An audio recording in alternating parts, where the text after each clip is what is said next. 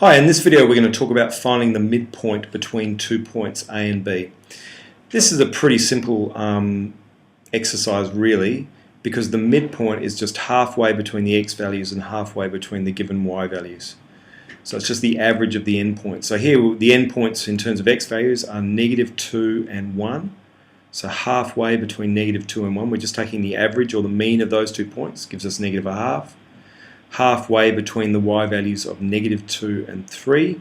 In other words, we add them up, divide by 2, gives us 1/2. So that's the coordinates of the midpoint.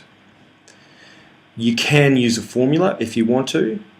If each point is just x1, y1 and x2, y2, the midpoint is just the average of those two. So add the points up and divide by 2. If we want to work out the length of a line joining A and B, that's pretty easy as well. Just use Pythagoras' theorem. So in this case, the length along the bottom there from -2 across to 1 is 3. The length going up there is a -2 on the y-axis up to 3, so that length there must be 5. And then we just use Pythagoras' theorem, the square root of 5 squared plus 3 squared. So it's really easy to work out the length between two points A and B as well. Again, we can use a formula. That's x2 minus x1, that's y2 minus y1. Using Pythagoras' theorem, there's a formula for the length. One specific question the syllabus talks about doing is finding the midpoint given a point on the line and the midpoint, and finding a point on the line, we're given the midpoint, got a point, and we've got to find the end point of the line. So in this case here, we've got A, we've got the midpoint, and we want to find the coordinates of the other end. So if you have a look at the diagram, and I would always suggest drawing diagrams here for these ones here. It makes it much easier to see. So here's A at 5, -6, M at -1, 2. So I'm reckoning if we join those up, B is over here somewhere.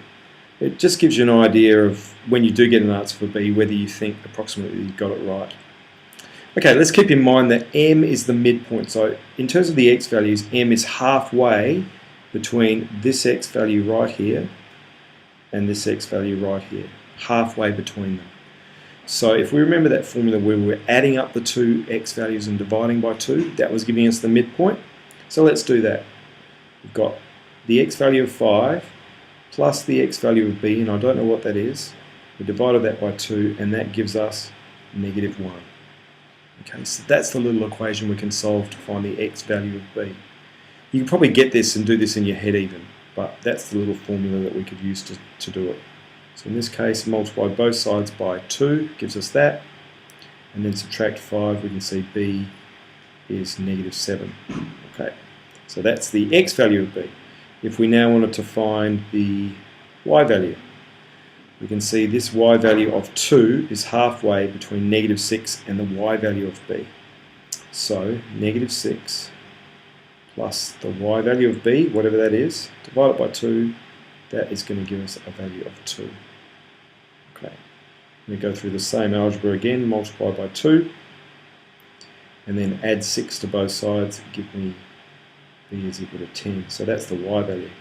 So my final answer here, I'm going to say that B is the point -7, 10. And it looks from my diagram that that's a reasonable answer.